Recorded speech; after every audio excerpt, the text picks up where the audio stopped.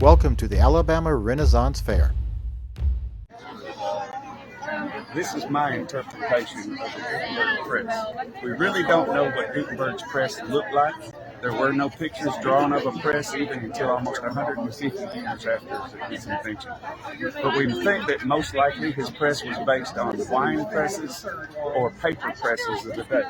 So this is what a wine press would have looked like in its day. This is a very miniature version. The ones they had would have literally filled the room, been 10 foot high. The beams would have been 18, 20 inches in square, so it would have been a huge, massive device. And it was capable of generating a lot of pressure. A press actually puts over 2,000 pounds of pressure on the paper and the ink when it's squeezed, and it actually forces the ink into the paper. It's not just on the surface of the paper, it's actually into the paper. And so they would ink it with these. These were called ink balls. They would take and put a dab of ink on the leather balls, and they would spin it and get a nice thin coat. They would take the ink ball and they would roll it across the surface of the type to ink the type. And then they would put a piece of paper in what we call the tympan and the frisket. The piece of paper goes here.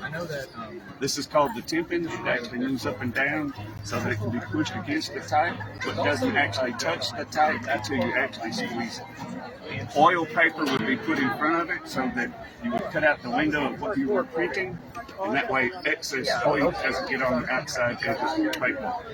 So then the paper would be wadded, it would be pulled, it would be run under the press, and the man would pull the arm, pull it back. Then they would bring the box back, open it up, take it out, and get ready for the next page. The heart of his was really not the press. Presses were there. He adapted presses to his needs. But this is something that he developed entirely himself. This is called a type mold. This is what all the letters are cast on. It's capable of being adjusted for wide letters to narrow letters. And so for every letter, he would carve a punch with the face of the letter.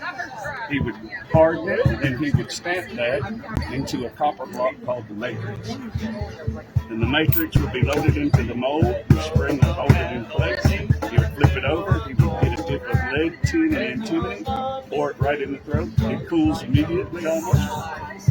He would remove the spring, lift the letter facing, open the mold, drop the piece out, put the mold back together, put the matrix back in, and get ready to cast the next one.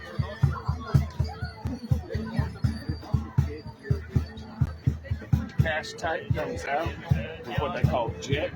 They would break this piece off, and then they would file a small, so it had 4 feet. The cast feet are perfectly square, so you remove all the rough edge by 5 inches below. This letter was cast on that type.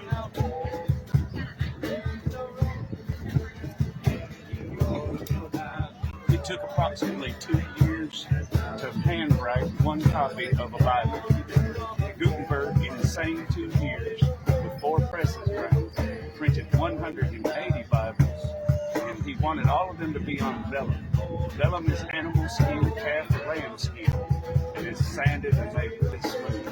Somebody did the math, it would have took 25,000 calves to actually make enough paper to print all 180 Bibles. So he had to settle for paper and vellum. He did about half on paper and half on vellum. There's 57 complete copies left. The finest is in the Library of our Congress in the United States. There's 2 complete ones in Britain, and there's several scattered throughout the world, and there's a bunch that have pages or books missing. The spread of printing, when it's shot, he loses his shop to a lawyer in a lawsuit, and then the city is attacked and the workmen spread. After the workmen spread, they opened their own shops because they knew how to do everything. They had learned from people. Within 50 years, there were over 1,500 printing presses in operation, and it's estimated that they produced over 5 million to 7 million books at the same time. And that's Gutenberg in a nutshell. Thank you very much.